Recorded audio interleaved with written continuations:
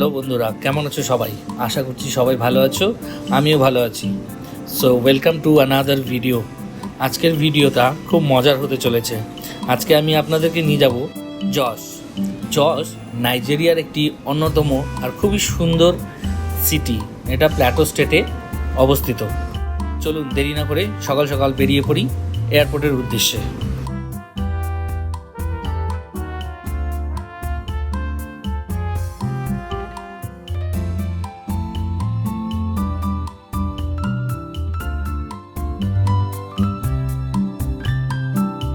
রাস্তাঘাট ফাঁকাই ছিল, তা আমি আমার কলিগকে সাথে নিয়ে নিয়েছি। এবার আমরা চলে যাব এখান থেকে। সামনেই একটা ইন্ডিয়ান স্টোর খুলেছে, তো ওটা একবার দেখতে যাব কেমন কি জিনিসপত্র ওখানে পাওয়া যাচ্ছে। আর যদি কিছু সেরকম মনে হয় তাহলে কোনো স্ন্যাক্স কিছু কিনে নেব।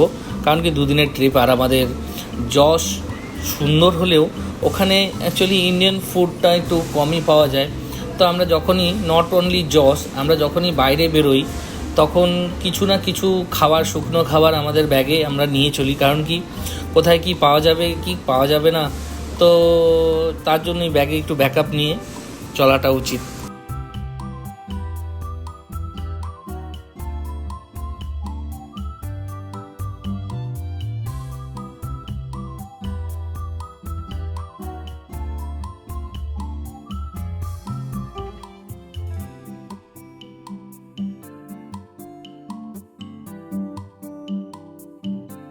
স্টোরটা ছোট হলেও অনেক কিছু জিনিস আছে, ইন্ডিয়ান প্রোডাক্ট আছে। কিছু আমরা স্ন্যাক্স কিনে নিয়েছি, নিয়ে এবার তাড়াতাড়ি বেরিয়ে পড়বো এয়ারপোর্টের উদ্দেশ্যে।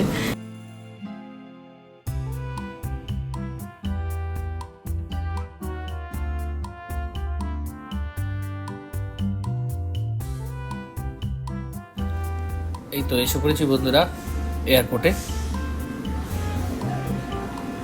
এবার ঝটপট নেমে ভেতরে চলে যাব। ভেতরটা অনেক বিজি আজকে, ছোট্ট এয়ারপোর্ট। তো আমাদের এয়ার কাউন্টারের দিকে আমরা এগোবো। আজকের ফ্লাইট এরিক এয়ারওয়েজ, এটা এরিকের কাউন্টার। এখানে আমাদের ডকুমেন্টসগুলো হাতে দিয়ে দিচ্ছি। এখানে লোকাল ডকুমেন্টস আমাদের বানানো হয়েছে, ওগুলো নিয়ে আমাদের যেতে হয়। এটা সিকিউরিটি এরিয়া পার করে বোর্ডিং পাস নিয়ে আমি চলে এসেছি ভেতরে।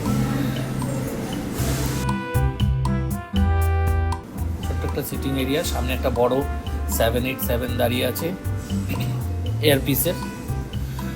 কিছুক্ষণের মধ্যেই বোর্ডিং অ্যানাউন্স হয়ে গেল বন্ধুরা। বোর্ডিং পাস হাতে করে লাইন দিয়ে দিয়েছি, বোর্ডিং পাস চেক হয়ে গেছে। এবার এখান থেকে একটা ছোট্ট বাস আছে যেটাতে করে আমাদেরকে এয়ারক্রাফটের সামনে পর্যন্ত নিয়ে যাবে। এই দেখুন বন্ধুরা, 787 বোয়িং, বিশাল প্লেন। যখন ইন্ডিয়া যাই তখন এরকম প্লেনে উঠতে হয়, বা ডোমেস্টিকে সব সাধারণত ছোট ফ্লাইটই চলে এখানে। এই যে ছোট্ট একটি প্লেন, একদম শেষের দিকে আমাদের সিট হয়েছে আজকে বন্ধুরা।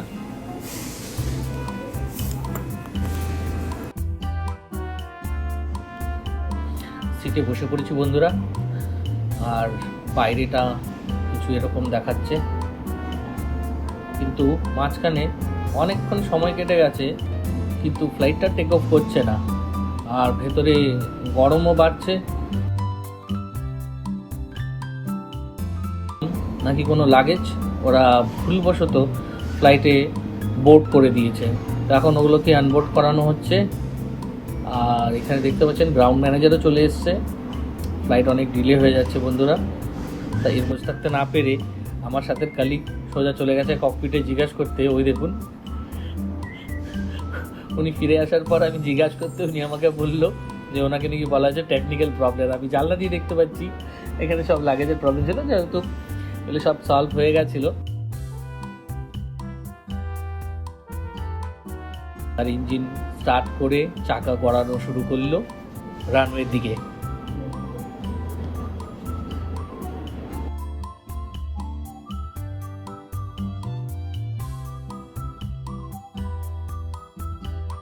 প্রস্তুতি নেওয়া হয়ে গেছে বন্ধুরা। এবার ফ্লাইট টেক অফ করবে। এই যে রানওয়ে লাইন আপ করছে। এই বন্ধুরা উঠলো আমাদের ফ্লাইট।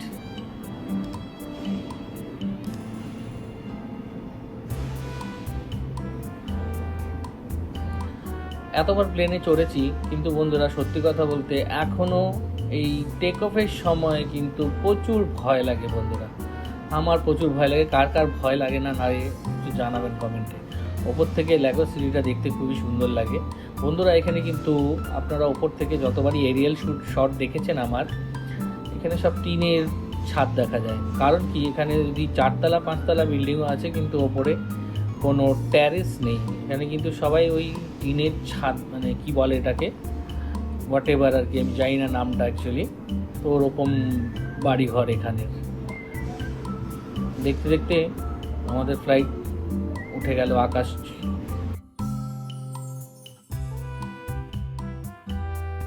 ফ্লাইটটা অনেক পুরনো বন্ধুরা। উইন্ডো শিল্ডটা দেখলেই বুঝতে পারছেন, শুধু আমার উইন্ডো শিল্ড না, গোটা প্লেনের উইন্ডো শিল্ডগুলো একদম এরকম স্ক্র্যাচ লাগানো, তাই বাইরে থেকে খুব একটা ভালো দেখা যাচ্ছে না। ওই স্ক্র্যাচের মাঝখান দিয়েই ক্যামেরাটাকে ঠিক কায়দা করে ভিডিও করছি বন্ধুরা। নিচে যে দেখতে পাচ্ছেন, এটা হলো নাইজেরিয়ার সবচেয়ে বড় নদী নাইজের। আর ইতিমধ্যে আমাদের খাবার চলে এসছে। 1.5 ঘন্টার ফ্লাইট বন্ধুরা এটা। তো খাওয়া সেরকম কিছু দরকার নেই, তাই একটা চকলেট বার করে খেয়ে বাকিটা রেখে দেবো। জাস্ট দেখুন বন্ধুরা, নাইজেরের কি ভয়ঙ্কর রূপ। চারিদিকে বন্যা হয়ে আছে। এটা খুব সম্ভবত এটা বেনিন সিটির আশেপাশে কোথাও হবে। কারণ কি আমি শুনেছিলাম যে বেনিন সিটিতে নাকি খুব বন্যা পরিস্থিতি হয়েছে। যাই হোক বন্ধুরা, কিছুক্ষণের মধ্যেই আমরা প্ল্যাটো স্টেটে ঢুকে গেছি। দেখতেই পাচ্ছেন প্রচুর পাহাড় আর গ্রিনারি এখানে।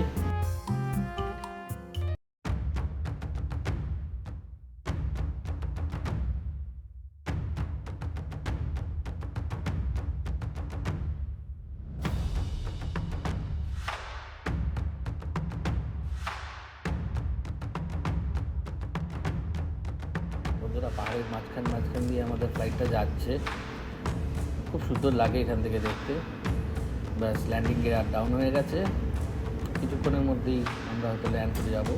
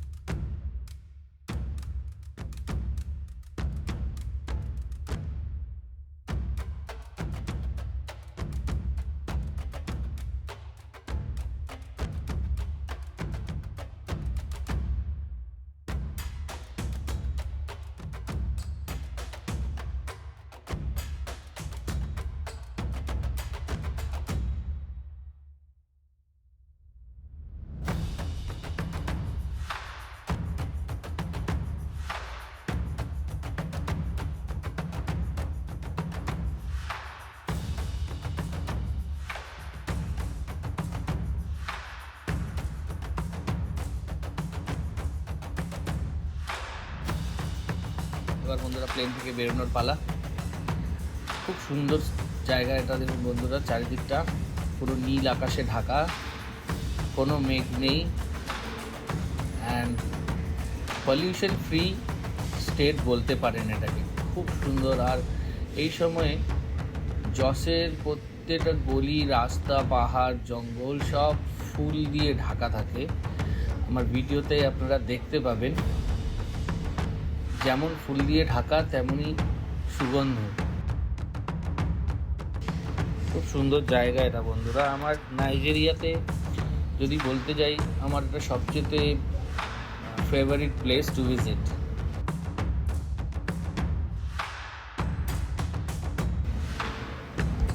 দেখুন বন্ধুরা, ছবির মতো।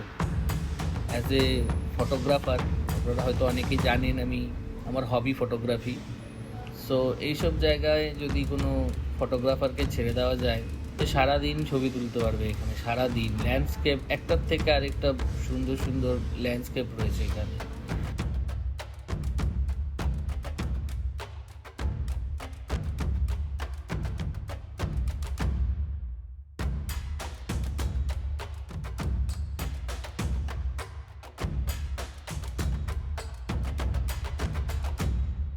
যাই হোক বন্ধুরা, আমরা সিটিতে ঢুকে পড়েছি অলমোস্ট। আর একটু হলেই সিটিতে, আর একটু পরেই সিটি চলে আসবে। অ্যাকচুয়ালি এয়ারপোর্টটা সিটির থেকে অনেকটাই বাইরে।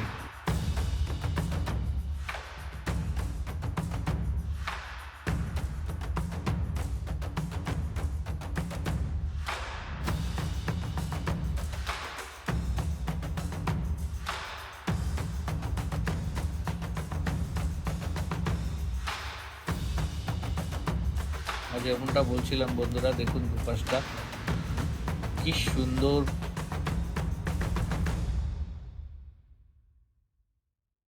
ফুলে ভরা। হোটেলটা আমাদের খুব সুন্দর হোটেল, এটাতে আমি এর আগেও অনেকবার এসেছি।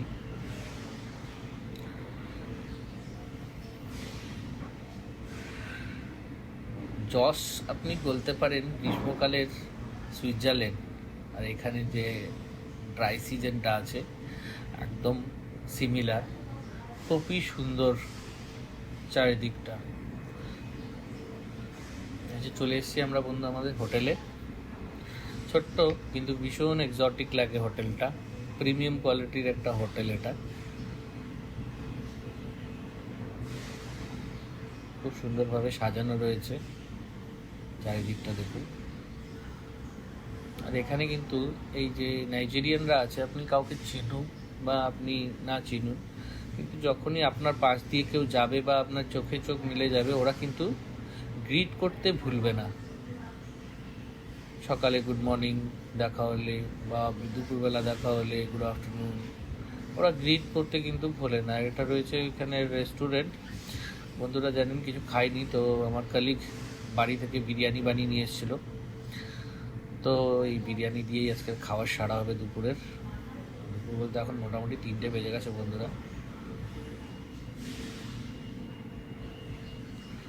ওয়াও, একদম অথেন্টিক সাউথ ইন্ডিয়ান বিরিয়ানি। গন্ধতেই মনে পেট ভরে গেল, আর খেতেও কিন্তু সত্যি দুর্দান্ত ছিল। এটা এগ বিরিয়ানি বন্ধুরা। এটা আমার খাওয়া দাওয়া করে রুমে চলে এসেছি। এটা ছোট্ট একটা রুম, খুব সুন্দরভাবে সাজানো গোছানো, ক্লিন বাথরুম।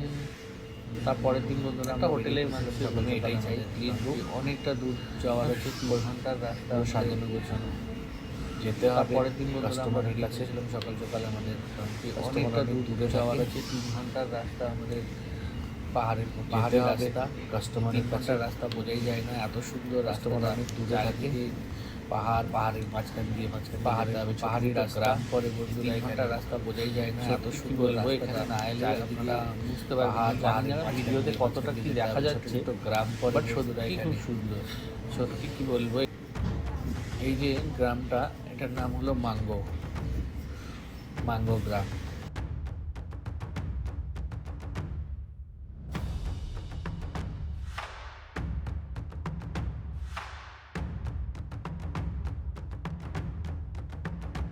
বন্ধুরা আজকে উইকলি বাজার রয়েছে এখানে, যেটা আমরা বাংলা ভাষায় বলে থাকি হাট। তো লোকাল গ্রামে এমনি নর্মালি আমি এর আগেও এসেছি, এত লোকজন দেখা যায় না, আজকে প্রচুর লোক বিকজ অফ হাট। এখানে বিশেষ করে এই হাটে আখ, তারপরে কর্ন, তারপর আলুটা বিশেষ করে বেশি বিক্রি হয়। লোকাল ফার্মার্সরা এসে এখানে সব তাদের জিনিসপত্র বিক্রি করে, আর বাইরের শহর থেকে সব ক্রেতারা আসে এগুলো কিনতে। দেখুন বন্ধুরা কি দুর্দান্ত একটা প্লেস, অসাধারণ। এগুলো জাস্ট গল্পের মতো করে সাজানো মনে হয়। পাহাড়ের কোলে গ্রামের একটা ছোট্ট হাট, একদম কবিতার মতো মনে হয় সত্যি বন্ধুরা। এখানে না এলে, এটা সামনে না দেখলে আপনি বুঝতে পারবেন না। এই লোকাল ভিলেজের সব মানুষ একদম মুভির মতো মনে হচ্ছে বন্ধুরা।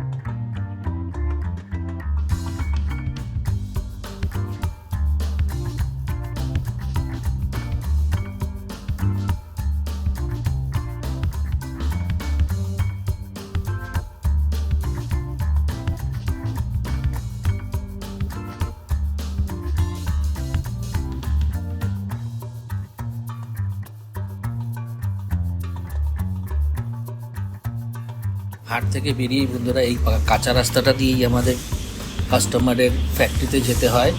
আর বন্ধুরা দেখুন দুদিকে ক্যাকটাস গাছ, আর তারপরেই রয়েছে এই ফুল গাছগুলো। এগুলো কিন্তু বন্ধুরা কেউ লাগায়নি, এগুলো কিন্তু অটোমেটিকই হয়েছে। জাস্ট অসাধারণ দেখতে বন্ধুরা, একদম হিন্দি মুভির যে পুরোনো গানগুলো আগে শ্যুট হতো যেসব জায়গায়, একদম ওরকম সিনারি এখানকার। এখানে এসে তো জাস্ট আমি পাগল হয়ে গেছি। এর আগেও এসেছি, কিন্তু এই সিজনে ফার্স্ট টাইম এসেছি আমি। কি দারুণ দেখতে বন্ধুরা, দেখুন।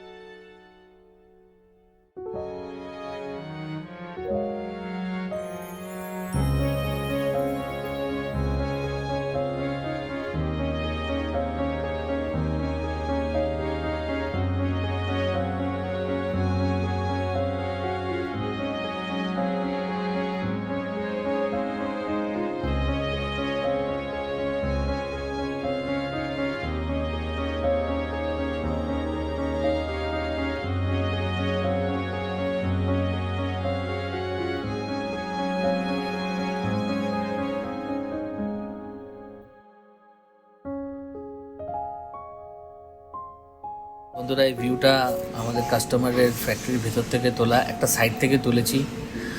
ফর সাম প্রোটোকল আমি ভেতরের ভিডিও তুলতে পারবো না বন্ধুরা, বাট জাস্ট একটা আইডিয়া দেওয়ার জন্য। বন্ধুরা দেখুন, এমন জায়গায় যদি কারো অফিস থাকে তার তো ইচ্ছাই করবে না হয়তো বাড়ি ফিরতে। যাই হোক বন্ধুরা, কাজবাজ মিটিয়ে আবার রওনা দিয়ে দিয়েছি হোটেলের উদ্দেশ্যে, কিন্তু হোটেলে যাওয়ার আগে লাঞ্চটা করে নেব। এখানে একটা রেস্টুরেন্ট আছে, আগের রেস্টুরেন্টটা ইন্ডিয়ানরা চালাতো, তখন খুব ভালো ছিল এই জায়গাটা, কিন্তু এখন আর সেরকমভাবে যশে ইন্ডিয়ানস নেই, সো ইন্ডিয়ান রেস্টুরেন্টও নেই। বাট এখানে যে শেফটা আছে নাইজেরিয়ান, ও কিছু ইন্ডিয়ান খাবার বানাতে জানে, সো এখানেই আসি। বিকজ এখানে মানে যশে খুব একটা ইন্ডিয়ান খাবার পাওয়া যায় না বন্ধুরা। তো ওকে ফোন করে বলে দিয়েছিলাম, সো আমাদের খাবার প্রিপেয়ার করে রেখে দিয়েছে। জায়গাটা খুবই ছোট, বিকজ এখন আর সেরকম ক্রাউড হয় না ইন্ডিয়ান। আমরা অর্ডার করেছিলাম চিকেন দো পেঁয়াজা আর এগ কারি। কিন্তু মজার কথা হলো বন্ধুরা, এখানে এই ছেলেটাকে আমরা যাই অর্ডার করি না কেন, প্রত্যেকবার ওই এক টমেটো গ্রেভি দিয়ে চিকেন, আর সেম গ্রেভি আপনার এগেও ও ইউজ করে।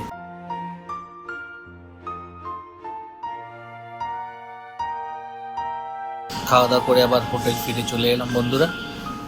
কাল সকালে ফ্লাইট আছে, মোটামুটি এখন বিকেল হয়ে গেছে। ব্যাস বন্ধুরা, এবার বেরোনো পালা। সকাল সকাল বেরিয়ে পড়বো দেরি না করে। রাতের ফুটেজগুলো নেওয়া হয়নি বন্ধুরা, কারণ কি এখানে রাতে সেরকম কিছু দেখানোর মতো ছিল না। আমি নেক্সট উইক আবার আসবো এখানে, এলে পরে আমি নেক্সট টাইম আপনাদেরকে এখানে রাতের অ্যাম্বিয়েন্স দেখাবো নিশ্চয়ই।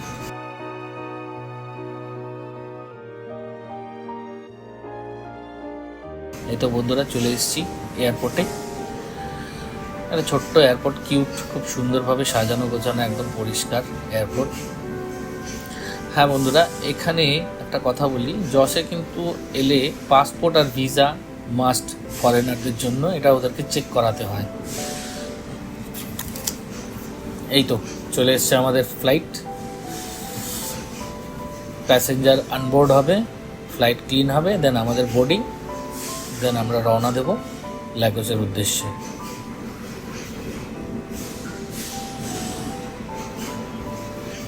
চলে এসেছি বন্ধুরা ল্যাগোস।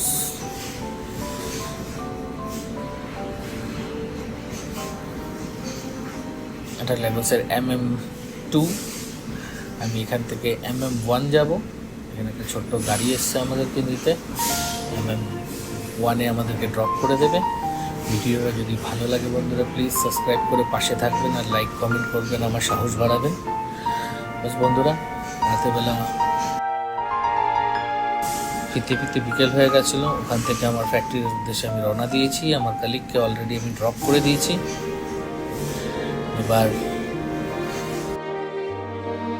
বন্ধুরা, আজকের ভিডিওটা এখানেই শেষ করছি। সবাই ভালো থাকবেন, সুস্থ থাকবেন, আর বড়দিনের অনেক অনেক অনেক শুভেচ্ছা আপনাদেরকে।